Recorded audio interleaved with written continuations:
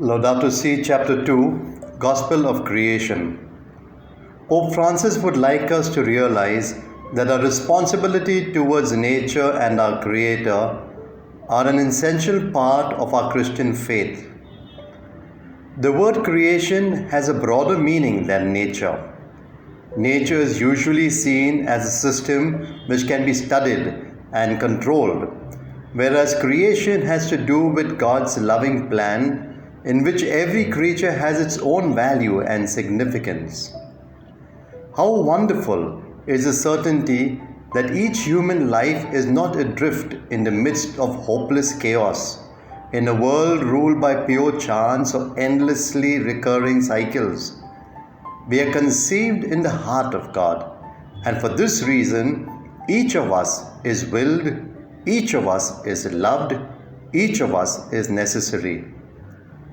The entire material universe speaks of God's love, His boundless affection for us. Soil, water, mountains, everything is, as it were, a caress of God. Each creature possesses its own particular goodness and perfection and reflects in its own way a ray of God's infinite wisdom and goodness.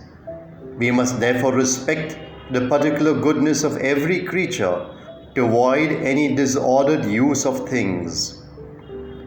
A spirituality which forgets God as all-powerful and creator ends up worshipping earthly powers or ourselves usurping the place of God, even to the point of claiming an unlimited right to trample His creation underfoot.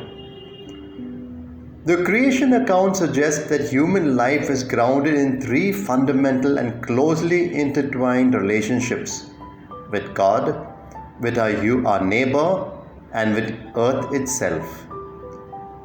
We can say that alongside revelation contained in Scripture, there is a divine manifestation in the blaze of the sun and the fall of night. The ultimate purpose of other creatures is not to be found in us, but all creatures are moving forward with us and through us towards a common point of arrival, which is God, where Christ embraces all things. The Catechism teaches the sun, the moon, the cedar, the little flower, the eagle, and the sparrow tells us that no creature is self-sufficient. Creatures exist only in dependence on each other to complete each other in the service of each other.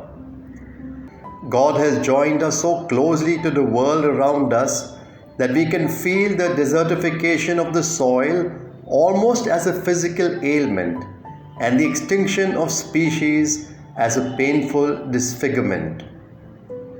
We human beings are united as brothers and sisters on a wonderful pilgrimage woven together by the love God has for each of His creatures, and which also unites us in fond affection with brother sun, sister moon, brother river, and mother earth. Everything is connected.